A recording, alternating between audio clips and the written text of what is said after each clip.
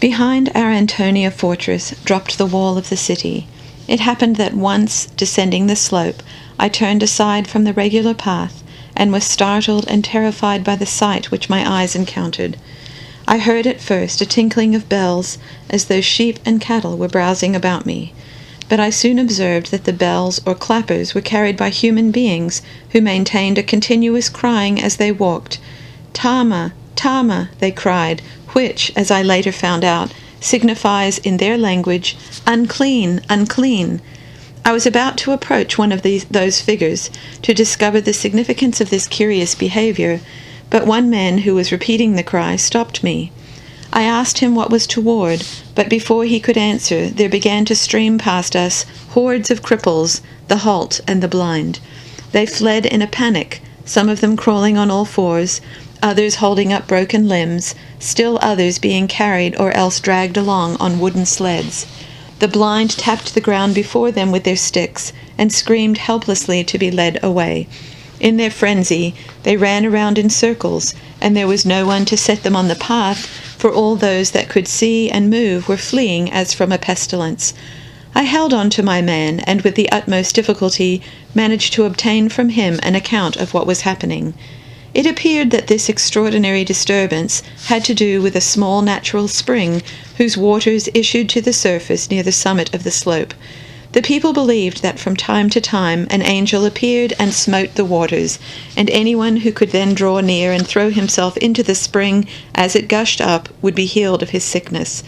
Until that day the spring had been the natural resort of the sick and the cripples of the city, but now the lepers, who were kept outside the walls in the valley of the Kidron, had burst through the cordon of chains, swept up the hill, and occupied the spring.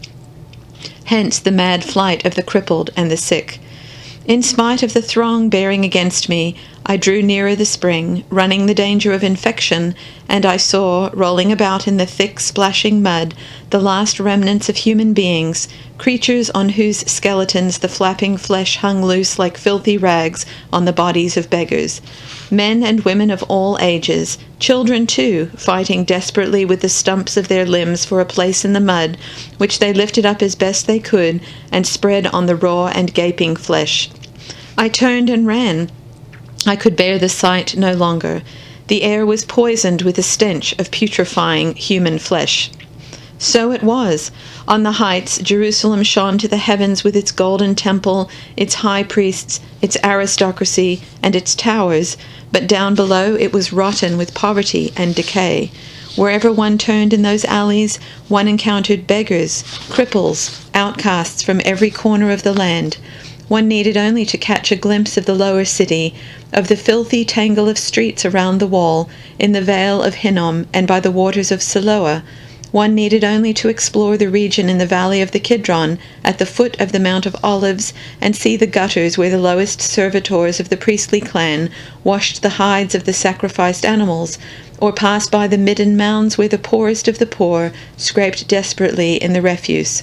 One had to see all this, and then to reflect on the life of the wealthy contractors who farmed the taxes, on the palaces of the priestly aristocracy in the upper city, on the pleasure gardens which they had laid out on the Mount of Olives and in the new quarters.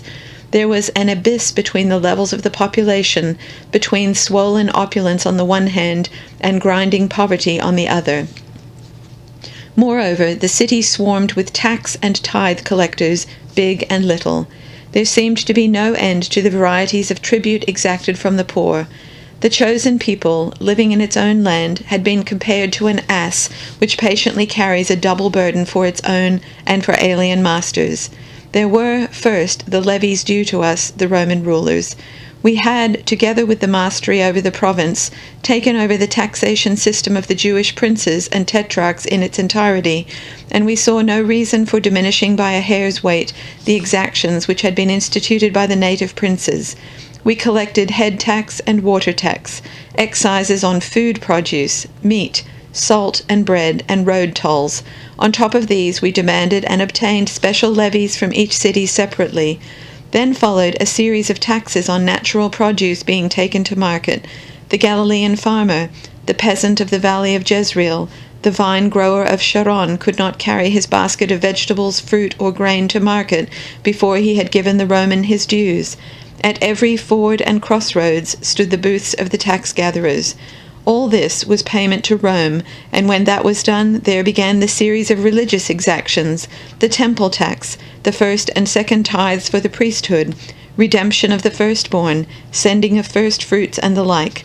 The state tributes were farmed out to special contractors, who maintained gigantic staffs of collectors. These were to be seen everywhere with their staves, their knotted cords, and their lead-weighted sacks, at their task of harassing and squeezing the people. Woe to the farmer who fell in arrears! They took away his last cow, his last ass, his vineyard and field, and often enough he was thrown into prison. Farmers were seldom sold as slaves. Jews would not buy Jewish slaves because of the queer laws governing their possession. The fact was that their slaves retained practically all the rights of free men. To begin with, the term of slavery terminated automatically at the end of 7 years, even when the purchase had been for life. The purchase, moreover, extended to the slave's labor, but not to his person, so that he was, in effect, nothing more than a day laborer. What Jew, under these conditions, wanted to acquire a Jewish slave? There was a folk saying which ran, "He who buys a slave buys a master over himself." This situation, as may easily be seen, aggravated the problem of poverty. On the one hand, the tax contractors accumulated vast wealth, adding field to field and farm to farm. On the other, countless masses were torn from their land and flung into the cities. Stripped of the last of their possessions, they had not the possibility of earning their livelihood even by slavery. We Romans were greatly concerned by this state of affairs. It was quite clear that the unrest which perpetually plagued the country was rooted, at least partly, in the system of taxation and the poverty of the masses. Many of those who had been driven from their soil gathered into patriotic bands which would stop at nothing in their efforts to overthrow the legally constituted authority. They went by the name of zealots, but in reality they were nothing better than bands of robbers who lay in ambush for travelers and sometimes descended on entire towns and villages. The many caves which dot the hill country of Palestine offered them shelter and security. Herod himself had had to carry on unremitting war against these hordes, which robbed the rich and divided the proceeds among the poor. There rose among them daring leaders who were ready to defy the power of Rome not less than that of the high priest. Frequently enough they were joined by groups of poor priests whose fanatical oratory, directed against the stranger in the land, inspired them to attempts on the Roman soldiers. To suppress them was no easy task, and our methods were severe. We were determined to wipe out the bands. We crucified every leader who fell into our hands, and the followers, when taken alive, were sold on foreign slave markets or sent to feed the beasts in the amphitheater at Rome. And still these robber bands were not the most difficult to deal with. Numbers of the poor sought refuge in religious ecstasy. They fled to the wilderness and formed themselves into a sect which regarded poverty not as a misfortune, as a cruel visitation, but as a high virtue which every man should seek to cultivate. Their scholars and interpreters of the law excogitated for them a system of belief which included the idea of an afterlife beyond death, a survival of the soul. They held that punishment for evil deeds, reward for good ones, did not belong to this world, but to a second world beyond the grave. It need hardly be said that the reasonable Jews, like the high priest and his party, had not the slightest use for this nonsense. But the folk of which I speak regarded this legend of another life beyond death with the seriousness of a proved reality. The life of this world, they contended, serves only as a preparation for that life beyond, or, to use their own language, as a vestibule to the great dwelling place. Bearing this in mind, they were forever purifying themselves, forever avoiding evil. They drank no wine and ate no meat. Many of them subsisted on figs and wild honey, which they found in the wilderness. They shared their last bite with each other and their last shreds of clothing. They were formed into close brotherhoods, and they ate at common meals, every meal being the occasion for a religious ceremony. In joining these societies, they relinquished all their earthly possessions, this being a condition of membership. Property ceased to belong to the individual and was held in common.